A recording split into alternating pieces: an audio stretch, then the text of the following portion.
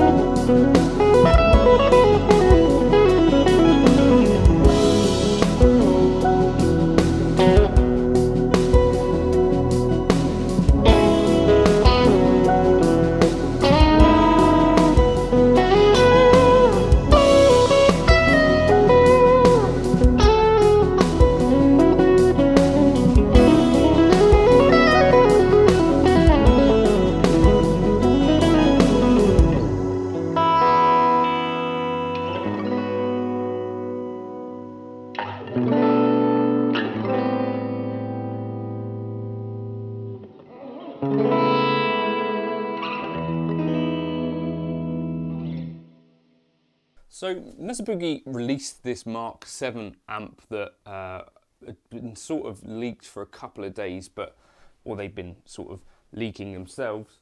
I've got a Mesa Boogie Mark 3. I've had a Mark 525. I've had a Mark 1. And to be honest with you, I'm sort of wondering, you know, if you already had a Mark amp, these things to me seem like they're not that interesting anymore. What it seems to be that they're doing, you know, like the Mark 5, they crammed as much as they could of the Mark 4 into it, maybe added an extra couple of things. Then the Mark 7, you just kind of take that idea and turn it up to 11.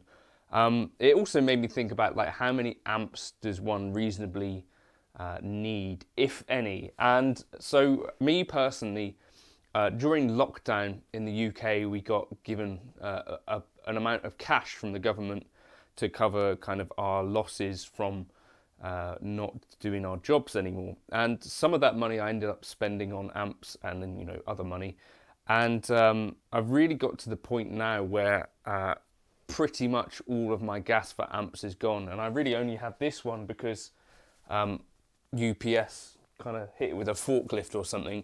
I've gone through this stage of trying to sell as many of my amps as possible, and it's led me to the conclusion that if I could be a 1 amp boy, I think I'd be quite happy with that. I don't think that's going to be possible because my Mesa Boogie Nomad, the reverb, doesn't work on it at the moment, so selling that would be difficult. The Mark III obviously took some damage, so selling that would be difficult. And I've got a Fender 1965 Pro Reverb that used to belong to David Gilmour, so again, that one I don't think I'm going to sell. What I conclude really is that if you could have one Mesa Boogie Mark amp, you could probably cover almost any genre, I think, within reason, unless you're into really heavy styles of music. Or if you're a pedal platform type of person, I think the Fender Clean is the other kind of end of the spectrum where you're not doing this channel switching thing. You just want some of the best cleans out there. I think the Fender stuff really is it underrated? Probably not, but it's as good a clean sound as I've heard out of anything. So Jake's got a Vibreverb, which sounds incredible. The Pro Reverb sounds incredible. David Beebe has a deluxe reverb reissue. Those sound incredible too, right? The point is, I think that you don't need loads of amps to do the job anymore. And in many cases for home use, I'm almost never using an amp. I was using the Mark III for that intro there, and I think that shows the beauty of like a multi-channel amp. So something like a Vox AC15, I've had one of those. I bought one just to check out what that was like. That really didn't have too much tonal versatility. I tried a Marshall Studio, the Studio ACM 800, and again, that didn't have too much versatility really. You could have a couple of different tones, but not anything as varied as the Mark III. What else? The Orange Rockaverb, that was pretty cool. It had an interesting clean channel and a drive channel. The Mesa Boogie Road King had a lot of versatility, but I think was just too much amp really, and it was massive, like the size of Scunthorpe. The Mesa Boogie Mark I was cool, but nowhere near as versatile as the Mark III. The Mark 525 I had was really versatile, a really nice little package, but easier to sell on than the Mark III. I had a California Tweed, that wasn't very versatile at all. And I don't know if for you, maybe versatility isn't the thing that you're looking for in an amp, but if you're going to have kind of one amp, then versatility, I think, should be a benefit, right? Because the more you can do with that one amp, the less you're going to potentially be looking for other things. This can switch between Class A and Simul Class as well. So in theory, it would be more versatile than I was even showing in the intro. So I had it on the clean channel, then the lead channel, and then for the highest gain part, I was actually on the Rhythm 2 channel. So if you pull this out, you get onto Rhythm 2. And then I was on Rhythm 2 again, but with the gain pulled back a bit. And using the EQ occasionally. I think that EQ, the 5-way slide on the Mesa Boogie, makes it incredibly versatile versus your average amp. Not easy to dial in at all, as I've discovered from the Neural DSP Mark II plugin as well. Easy to make these things sound a little bit dodgy, to be fair. But if you had a Mark II, a Mark III, or a Mark IV, I don't know why necessarily you'd be that interested in the Mark V or the Mark VII. Are you interested in it? Let me know your thoughts in the comments. But to me, it just seems like Mesa Boogie are really kind of, I don't know, eking out this Mark series thing as much as they can. What I wish they'd have continued with is the Lone Star series, because to me, that took sort of the best elements of the Mark series, but also added, I think, an even better clean and simplified some of what was going on with the Mark series. And for me, that's probably the best amp that Mesa Boogie have ever made. Andy Timmons is, I think, the most famous Lone Star user out there. By the way, TrueFire sponsored this channel, and Andy Timmons has some great TrueFire lessons that I really enjoyed. As a TrueFire partner, I get to look at all of the stuff that they've got on there, and I pick out some of my favorite stuff to share with you. I think the Andy Timmons stuff really I love, because it's fusing elements of kind of the theory as well as kind of his licks and stuff, but he also talks about how he gets his tone and elements like that. So I really enjoyed that, as well as learning little bits of new stuff. You know, you could just take a lick a day or something like that, but use that TrueFire stuff for inspiration. There's also an all-access pass where you get access to everything that they've got in their catalogue for the year for a fee. I think that's priced pretty reasonably. If you find 4, 5 or 6 things on there that you like, instead of just buying them, you could have your subscription, and then you can jump through all of the great stuff that they've got on there, like Tim Miller, Martin Taylor, Tommy Emmanuel. They've got loads of stuff, Robin Ford, Andy Timmons.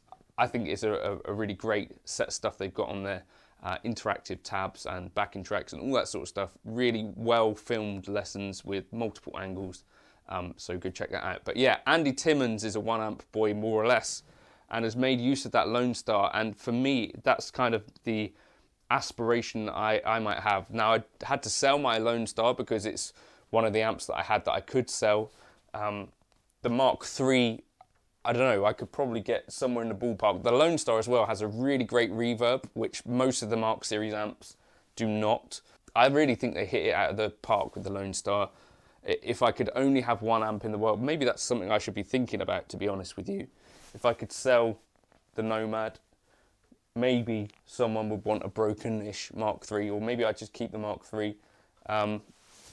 But then I do have a Fender Clean in the Pro Reverb, which I think the Fender Clean still, to me, does compete with the Mesa Boogie Lone Star Clean. The other kind of area that I really like some of what they do, the 2-Rock amps. I think some of you folks, when you've seen them on the channel, think that's some of the best tones that I've got. Let me know your thoughts on that as well. I think those are incredible sounding amps, a little bit rich for my blood, too expensive, I think, for me to justify when I'm mostly a modeler boy anyway, right? And that leads me to the conclusion, which is that if you're playing at home, unless you're really wanting the luxury of an amp, I still think that the modeling way is probably more useful for recording, more consistent for recording. And the way that I am always listening to monitoring at home is via studio monitors, so JBL LSR 305s. And the cool thing about that is you can record it and know pretty much exactly how it's going to sound when you're recording with it. And you don't have any of the nasty surprises that you sometimes get with an amp, where you plug it in, you stick a mic in front of it. It really is an art to try and get good tones out of amps with a microphone sometimes. So yeah, I don't know. Let me know your thoughts in the comments. If you could have only 1 amp, what would it be? I think for me, it's probably the Mesa Boogie Lone Star. I kind of like the idea of getting an amp that could do it all, like a Mark III or a Lone Star, versus getting a really good clean amp with pedals. But I know other people vary on that, and I think maybe if you're going the clean pedal platform route, then maybe a Fender amp is probably one of the best choices there as well. Let me know your thoughts on that if you would. Cheers for now.